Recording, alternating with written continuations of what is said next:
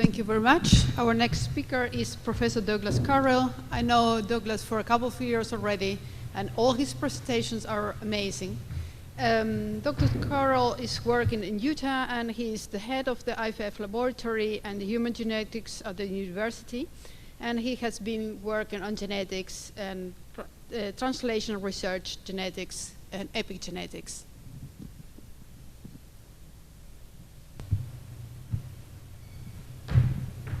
Thank you, Madam Chairman. It's an honor to be here. I thank the organizing committee for inviting me to this beautiful location and this stimulating meeting. Dr. Al-Seri has given us a good overview of IVF and the benefits of IVF, and we all know that in many cases it works very well. What I've been asked to do is talk about art failure when it doesn't work, especially in regards to the sperm, and some things that may be useful for the practicing urologist. The way that I've decided to go about this hopefully works for you. I'm going to do it from the 30,000-foot level for most of my talk and give you a very broad overview of sperm function and some sperm tests that are out there. And then at the end of my presentation, I'm going to close with 4 concrete, simple suggestions that you consider for possible evaluation of the sperm more in your practice there. Now, before I do, I'm just gonna, before I even start, just make a comment. Sometimes when you give a talk like this to an audience, the question is, so what? What do I care that all of these tests are available? Why should I do them? What's the benefit? And I would just, before I even start, propose that there are several benefits. The first being that perhaps we can avoid doing some procedures, ART, or testicular biopsies or microtestes that are costly and emotionally taxing to our patients if we have the proper information. Some of the tests that I'm going to talk about would suggest that there's very low probabilities of those procedures working, and it's important that the patient have proper counseling beforehand, which would be the second thing that I would emphasize. It's always good to give our patients, most patients want to know what is the problem and what are the realistic options and what are the realistic probabilities of success. And then third, I would just mention, we've talked about already in this meeting some lifestyle factors such as obesity or smoking or other things like that. And the point may be made, well, why don't we just tell the patient to stop doing that or to change their lifestyle? Well, sometimes having the real data, the real information of what's going on with their sperm will help the man be more motivated to do what he can do to improve his lifestyle also. So I do have disclosures. I'm involved in 2 companies that are involved in epigenetic testing, which I will talk about very briefly, but I don't think there's any conflict of interest in what I'm going to say to you. Now, ICSI is a wonderful thing. We all know that it benefits many, many patients, but sometimes the side effect is that we think, well, we've got sperm, it'll fix everything, we can just ICSI and solve it. But in fact, in point of fact, sometimes when we have sperm, and even if we ICSI, we end up with very poor morphology embryos or other issues that preclude implantation. And sometimes that's due to the sperm. We now have good data that the sperm, in fact, contrary to what many thought for many years, is intimately involved in embryogenesis and involved in the ability of an embryo to implant and cause a pregnancy. So if we take a step back and look about what does a sperm do in the fertilization process and in embryogenesis, along the left side of this slide here, and I apologize that the pointer isn't working, but you can see, oh, excuse me, you can see a long list of functions of processes that the sperm are involved in developing a normal embryo that's competent and able to implant there. I'm not going to go through the biology of all of these, but many, many more steps, much more than what we typically think about in sperm. Again, Dr. Al-Seri went through the IVF process, and you're all probably very familiar with it here. But if we take Again, another step back and kind of look at it from a different angle. During the IVF process, there are some very important biological things that happen, and if they don't happen, the embryo can't make a normal baby. And I would just point out that the first step is obviously fertilization, which the sperm is involved in. The second step is that the embryo has to develop this, what we call totipotency, the ability to make different cell types that's important for the embryo to be able to make a normal baby.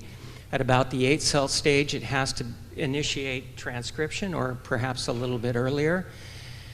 And then later on in the blastocyst stage, more what we call pluripotency steps involved in making a competent embryo that can make a healthy, normal baby.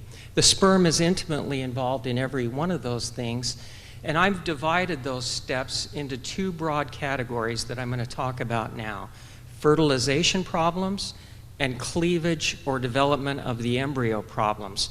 So when you refer a patient for IVF and it comes back with poor outcomes, you can kind of divide them into those 2 classes: fertilization problems or cleavage, and genetic problems that go into making a normal functional embryo. Again, going back to my list, what I'm going to do very quickly, and I'm going to go through this very quickly, but I'd be happy to speak with any of you in person afterwards if you have specific questions on any of these things. But first I'm going to talk about fertilization ability. Okay, you have a patient who goes to IVF and they don't fertilize very well. We know that we can do ICSI in most cases, but in some cases even ICSI doesn't work. But we would prefer to avoid ICSI if we could. So what type, first off, what tests, what functions of the sperm are involved in fertilization? They're the things that I've highlighted in red here. And then on the right-hand side, I've listed, are there assays that are available, commercially available, that we can look at and evaluate those things? Now, obviously for fertilization, the best bioassay is IVF, but it's awfully expensive and awfully involved for our patients. So there are other things available, and I'm only going to mention 3 types of assays in this regard. The first is acrosome reaction assays. Sperm, before they can fertilize, have to go through a process called capacitation, which prepares biochemically the membranes of the sperm to be able to go through the acrosome reaction, which allows the sperm to bind and penetrate to the egg. There are assays that can measure this, but there are problems with the assay. First off, dying sperm will give you false positives if you don't have viability as a part of the assay. It only measures 1 step of the fertilization process. They're moderately complex to run, so not too difficult, but they have very, very low predictive ability. So I would just suggest to the practicing clinician that these tests are not very helpful clinically. And if you have a patient with fertilization problems, that wouldn't be what I would suggest. A second class of fertilization assays are the hemizonae assays. These, as you can see in the table on the right, have a very good sensitivity and a very good specificity. So clinically they can be useful. They have good predictive ability. They measure the ability of sperm to bind to human zonae in competition with donor sperm in some cases. But these tests are very complex to set up. They're not commercially available, so generally not very useful also for you in the clinic. Which leads us to the third assay of fertilization that I would propose could be helpful to the urologist or the clinician in practice, and that is the sperm penetration assay, which uses hamster ova, which the zona pellucida has been enzymatically digested off, which allows human sperm, if they go through capacitation and the acrosome reaction, to penetrate and to also go through the decondensation process. So it measures more than the other 2 assays, and according to the data shown on the table on the right here, I hope you can read that, the sensitivity and the specificity can be quite high with this assay, especially if very good QC is done. And I would emphasize that the value of any of the tests that I'm going to talk about is proportional to the effort given in quality control. This test is commercially available throughout the world and can be very helpful in assessing fertilization ability. So if you have a patient with suspected fertilization problems, rather than just jumping to ICSI, can be helpful in some cases there. Not inexpensive. The range of costs in the United States ranges from approximately $400 to $1,000, but it can be helpful in selected cases, not as a screening mechanism.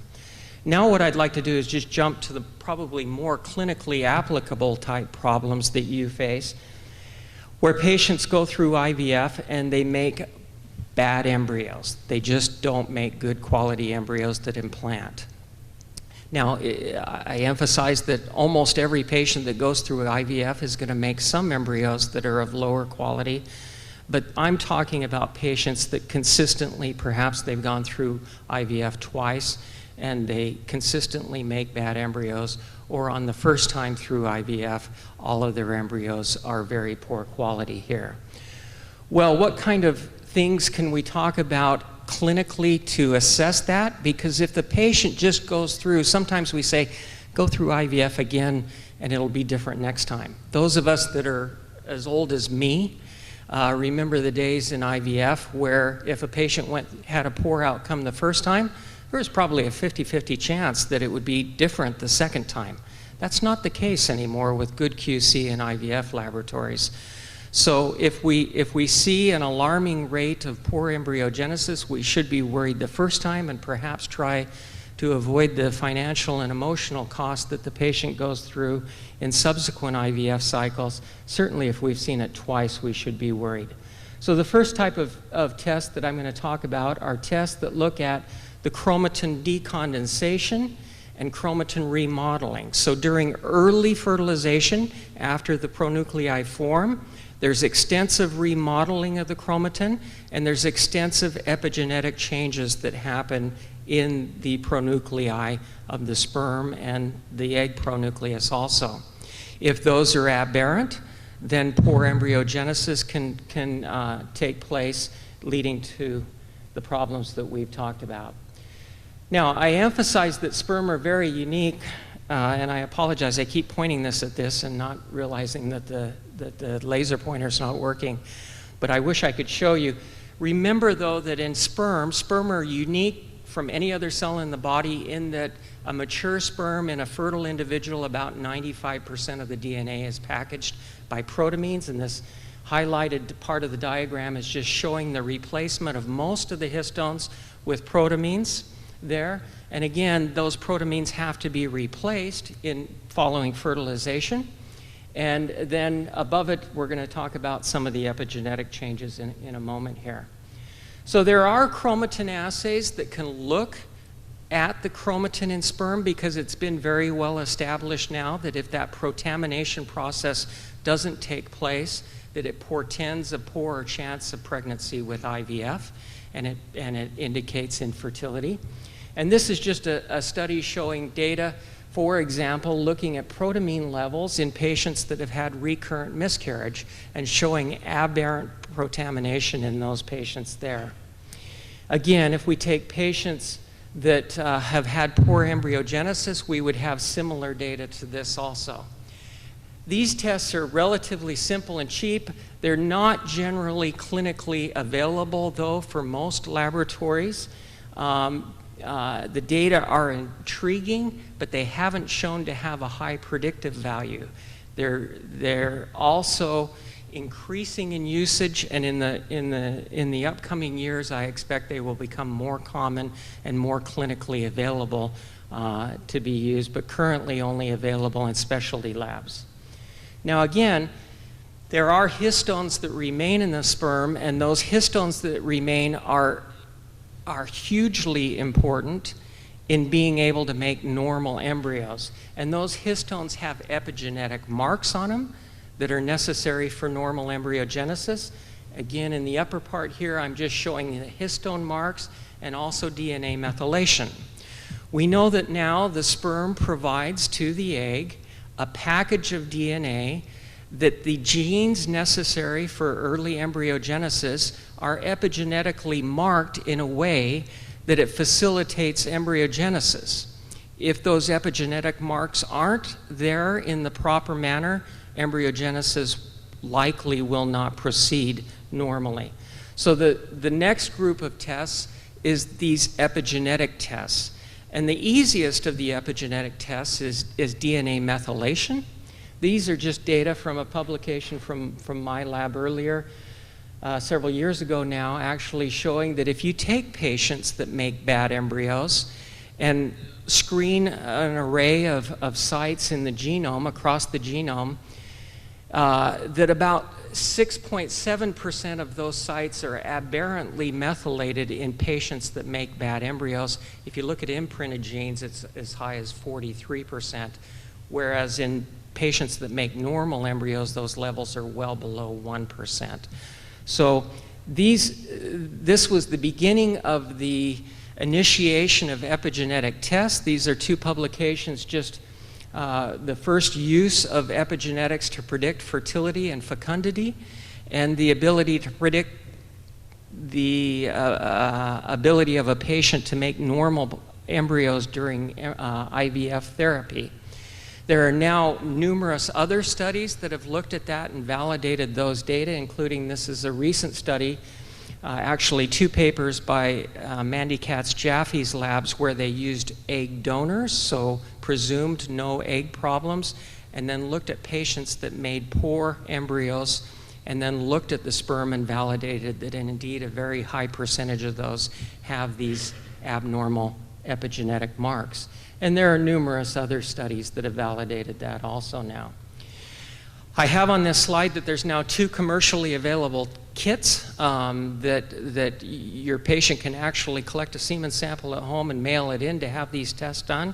I've since, just in the last week, heard of 3 more commercial laboratories offering tests in this regard, and growing rapidly. So this is, again, a new and rapidly growing test available for patients that have made bad embryos. Again, not cheap, but likely to become a standard practice in these types of patients that make poor embryos in the future. Now, I'm going to just quickly talk about the sperm centrosome. Remember that in humans, and not in all animals, but in humans, the sperm also provides the centrosome, which provides the centrioles, which allows for proper segregation of chromosomes during mitosis. So if you have a patient that has chaotic embryogenesis, like the 4th panel from the left on the upper left-hand corner, where the embryo is just completely fragmented and all of the embryos are that way, that may indicate a centrosome problem. Centrosome testing can only be done 2 ways, by electron microscopy and by function assays, and those tests are not commercially available, and they're very difficult to use, so not very clinically useful for you. And then I'm just going to conclude lastly with tests that look at the ability of the sperm to provide a normal genome for transcription. And there are 2 of those, the DNA damage test that we've talked about, and sperm euploidy or aneuploidy testing. Sperm, in some cases, can be aneuploid and have extra or too few chromosomes. For example, in patients with Klinefelter syndrome, patients with translocations, and patients with severe morphological defects. We're not talking about just the run-of-the-mill abnormal morphology, but extremely macrocephalic pinhead or roundhead sperm. Up to 100% of the sperm will be affected. So again, if a patient has this, they can go through IVF 100 times, and the odds of getting pregnant are very, very low with these type of situations. So fluorescent in situ hybridization can be performed to analyze that, and it is commercially available at multiple sites throughout the world. Again, not cheap, but can be done and should be done definitely in cases with patients considering IVF with severe morphological problems or with translocation problems there. DNA damage, we've talked about already. There are a number of tests there. And as has been mentioned, you have to be very careful with which test is being used and using the proper reference ranges. This is a meta-analysis just showing that they all can be, have been shown to be related to outcomes with IVF or with other procedures here. They're well established. They're on a relative basis with the other things that I've talked about, not that complicated to do. But I would emphasize that they're not a screen. They're a low yield. They've not really been proven to have any predictive ability at all. They're helpful in certain cases, and again, as I mentioned at the very beginning, may be helpful in motivating a patient to make lifestyle changes or other issues. So a lot of information that I've given there. Can we condense it? I would just say 4 simple take-home messages. First, if you have a patient that's considering infertility treatment that has severe morphological defects like I've talked about, you really should be aware that aneuploidy is a problem, and it should be tested before they go through any treatment to confirm or rule that out, because again, the chance of success is almost 0% with that. Fertilization failure, if you have a patient that doesn't want to do ICSI or you would like to avoid ICSI for some reason, there are tests available. I would recommend the sperm penetration assay as the most useful test there. What about the patient with poor embryogenesis? They don't get beautiful blastocysts for transfer, but consistently have poor embryogenesis. I would say the DNA damage assay is useful in some cases. Again there. And I would recommend that the epigenetic assays, again, are clearly becoming the up-and-coming standby. Will soon, I predict within a few years, be standard of practice for all clinicians in this realm. Other possible tests, if it's severe abnormal morphology, the aneuploidy and the chromatin assays maybe. But again, for a simple practical use in the clinic, I would suggest the first 2. Chaotic embryogenesis, as I've mentioned, I would be concerned about sperm aneuploidy, especially if the male's older, if there are lifestyle issues, or they have extreme morphological features or recurrent miscarriage. I failed to mention earlier that aneuploidy has also been shown very much to be related to recurrent pregnancy loss. DNA damage and epigenetic damage, or epigenetic assays, may also be helpful in those cases. So I hope that what I've done is just opened up your mind that maybe the sperm do matter. Remember, there's a lot going on with the sperm besides just putting it in the egg and then everything happens. There's a lot of biology that has to happen there. We've tended to ignore the sperm. I think the pendulum's swinging back the other way a little bit, and will more as we're able to have more assays that are predictive and useful in the clinic. Thank you very much.